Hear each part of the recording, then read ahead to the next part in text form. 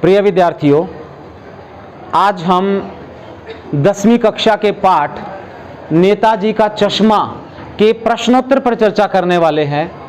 क्योंकि इसकी कथा वस्तु तो हमने पहले ही आपके समक्ष एक वीडियो बनाकर भेज दी है, उसमें आपने उसको आसानी से देख लिया होगा और पाठ समझ में भी आ गया होगा। रही बात इसके प्रश्नोत्तर की, इस पर चर्चा नहीं हुई थी, तो सबसे पहले प्रश्न पर आते हैं। सेनानी न होते हुए भी चश्मे वाले को लोग कैप्टन क्यों कहते थे? चश्मे वाले को लोग कैप्टन क्यों कहते थे? चश्मे वाला ना तो किसी फौज का सिपाही था, ना ही सुभाष चंद्र बोस का कोई साथी था, और ना ही सुभाष चंद्र बोस की सेना, कौन सी सेना? आजाद हिंद फौज, आजाद हिंद फौज का कोई भूतपूर्व सैनिक था। लेकिन फिर भी वह अपने देश पर शहीद होने वाले व्यक्तियों के प्रति सम्मान भाव रखता था और देशभक्ति की भावना उसमें कूट कूट कर भरी हुई थी। इन्हीं विशेषताओं को ध्यान में रखते हुए लोग उनको कैप्टन कहते थे। और इसका बहुत अच्छा प्रमाण उन्होंने इस बात के लिए दिया कि वो जब भी ये देखते थे कि चौराहे पर सुभाष चंद्र बोस की प्रतिमा पर कोई भी चश्मा नहीं लगा हुआ, तो उस पर चश्मा लगाकर अपनी देशभक्ति का प्रमाण वो अवश्य देते थे। इसीलिए उनको कैप्टन कहा गया है। स्पष्ट हुआ? यस या नो? बहुत बढ़िया। ये जज्बा जो है तुम्हारा देख करके मैं खुश हो जाता हूं। बहुत अच्छे। दूसरा प्रश्न, हालदार साहब ने ड्राइवर को पहले चौराहे पर गाड़ी रोकने के लिए मना किया था। ध्यान रखो, पहले मना कर दिया था, लेकिन बाद में तुरंत रोकने को कहा। इस पर आधारित 3 प्रश्न हैं। जब हालदार साहब को यह पता चला कि कैप्टन की मृत्यु हो गई है, तो उन्होंने अपने ड्राइवर से यह कहा कि इस बार जब भी हम कस्बे से होकर गुजरेंगे तो उस चौराहे पर जहां पर सुभाष चंद्र बोस की प्रतिमा लगी हुई है वहां पर गाड़ी मत रोकना। लेकिन बाद में गाड़ी रोकने के लिए कहा। उस पर आधारित प्रश्न है पहला, हालदार साहब पहले मायूस क्यों हो गए थे? हालदार साहब पहले मायूस इसलिए हो गए थे क्योंकि उनको पता चल गया कि कैप्टन की मृत्यु हो गई है और अब कस्बे में शायद कोई भी आदमी ऐसा नहीं है जिसमें कैप्टन की तरह देशभक्ति का जज्बा, उसकी तरह भावना भरी हुई हो। अब उस मूर्ति पर कोई भी उस प्रतिमा पर कोई भी चश्मा नहीं लगाएगा, इसलिए वे बेचारे मायूस हो गए थे। स्पष्ट है बेटा? क्या बात है, बहुत बढ़िया। इस पर आधारित दूसरा प्रश्न देखिए, मूर्ति पर सरकंडे का चश्मा क्या उम्मीद जगाता है? जब कैप्टन की मृत्यु हुई तो हालदार साहब को लगा कि अब अब प्रतिमा पर कोई चश्मा नहीं लगाएगा। लेकिन जब वो कस्बे से गुजर रहे थे तो उन्होंने देखा कि उस पर सरकंडे का चश्मा लगा हुआ है। उनको तुरंत बात समझ में आ गई कि बड़े ही नहीं, हमारे देश के बच्चों में भी देशभक्ति की भावना कूट कूट कर भरी हुई है, और इतना ही नहीं, देशभक्तों के प्रति सम्मान की भावना भी उनके अंदर व्याप्त है। इसलिए वे भावुक हो गए कि किसी बच्चे ने सरकंडे से बना चश्मा नेताजी की प्रतिमा पर लगा दिया था, ताकि किसी को ये बुरा ना लगे कि हमारे देश पर जो शहीद हुए हैं उनके ऊपर कोई कमी रह जाए, उनकी प्रतिमा में कोई कमी रह जाए। तो इसलिए वो भावुक हो गए थे। तीसरा प्रश्न, हालदार साहब इतनी सी बात पर भावुक क्यों हो गए? कितनी सी बात पर? यही बात इसमें स्पष्ट हो गई है कि जब सरकंडे का चश्मा लगाया गया तो इस छोटी सी बात को लेकर के बड़े भावुक हुए थे कि हमारे बच्चों में भी देशभक्ति की भावना व्याप्त है। इसको लेकर के वे बड़े भावुक हो गए थे। तो बेटा ये तीनों प्रश्न स्पष्ट हैं? वेरी गुड, बहुत अच्छे। क्लास ही बहुत अच्छी है। आशय स्पष्ट कीजिए। अगला प्रश्न यहां लिखे हुए भी हैं। बार बार सोचते क्या होगा उस कौम का। कौम क्या होती है? पूरा एक जाति, पूरा एक वर्ग, ऐसे व्यक्ति जो उस मात्रा में ज्यादा हो, उसकी संख्या ज्यादा हो, कम भी हो सकती है। अपने देश की खातिर घर गृहस्थी, जवानी जिंदगी, अपने घर बार को भी देश के लिए छोड़ दें, उस पर न्यौछावर कर दें। जवानी जिंदगी, अपनी जवानी भी, अपना पूरा जीवन देश के लिए न्यौछावर कर दें।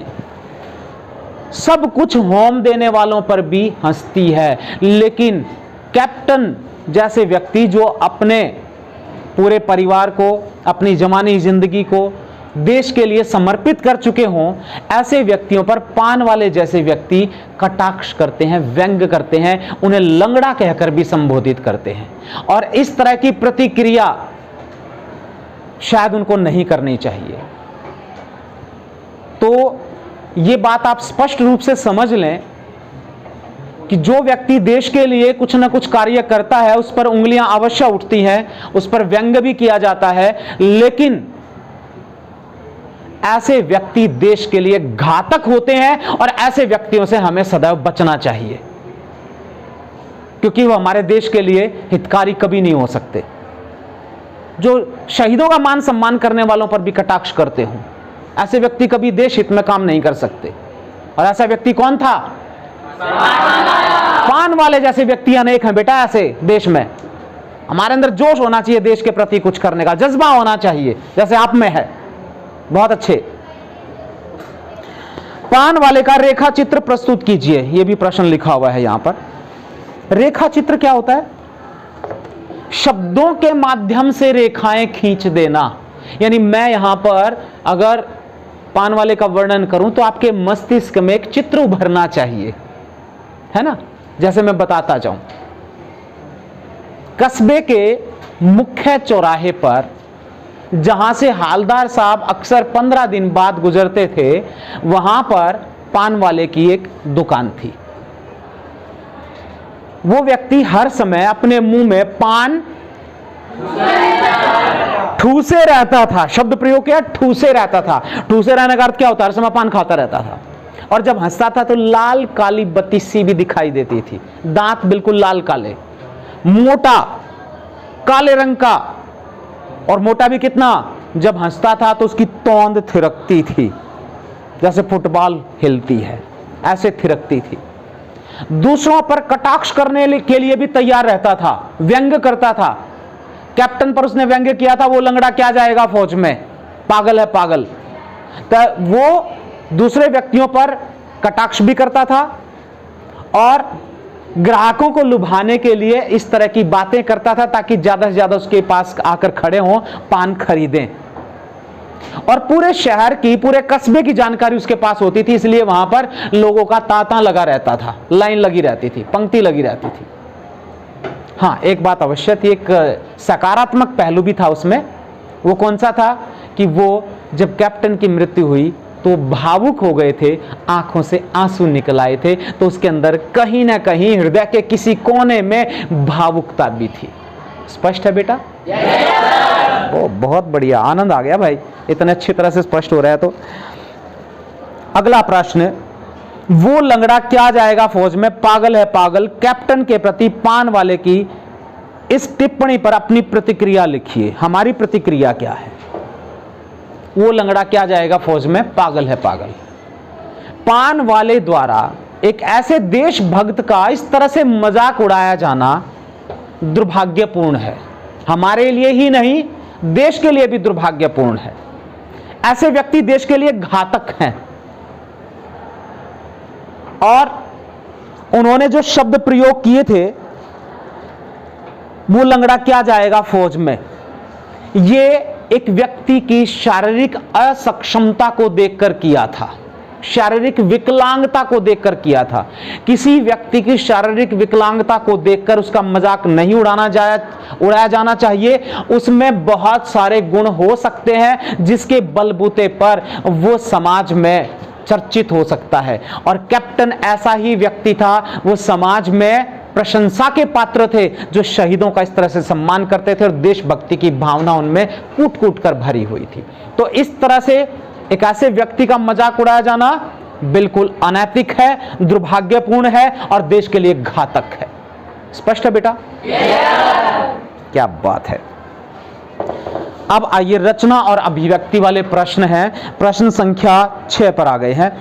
निम्नलिखित वाक्य पात्रों की कौन सी विशेषता की ओर संकेत करते हैं? अब मैं वाक्य बोल रहा हूं, आप लोग बताएंगे, ठीक है? अब देखते हैं आपको कितना आता है। वैसे तो मुझे पता है आपको बहुत कुछ आता है, मुझसे ज्यादा आता है।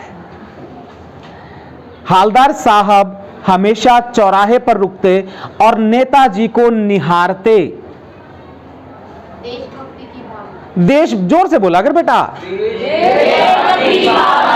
क्या बात है, यानी हालदार साहब में देशभक्ति की भावना थी, इसलिए वो चौराहे पर सदैव रुकते थे और उस प्रतिमा को, नेताजी की प्रतिमा को निहारते थे। देशभक्ति की भावना थी।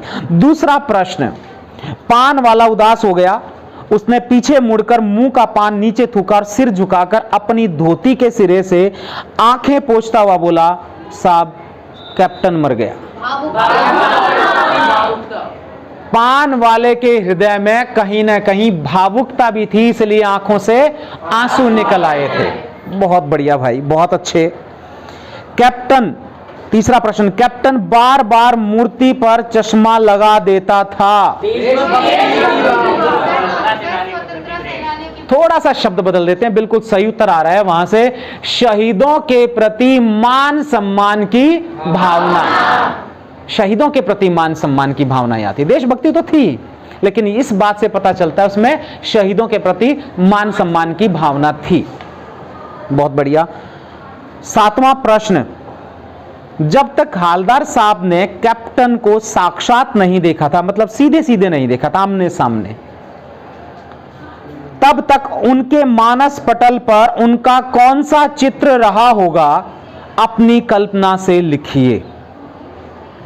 जब तक हालदार साहब ने कैप्टन को साक्षात नहीं देखा था, तब तक उनको लगा होगा कि एक ऐसा व्यक्ति होगा बहुत जो हट्टा कट्टा रहा होगा, मजबूत कद काठी का व्यक्ति होगा, लंबाई भी बहुत ज्यादा होगी, और हो सकता है किसी सेना का सिपाही हो या आजाद हिंद फौज का भूतपूर्व सैनिक हो या सुभाष चंद्र बोस का कोई साथी हो।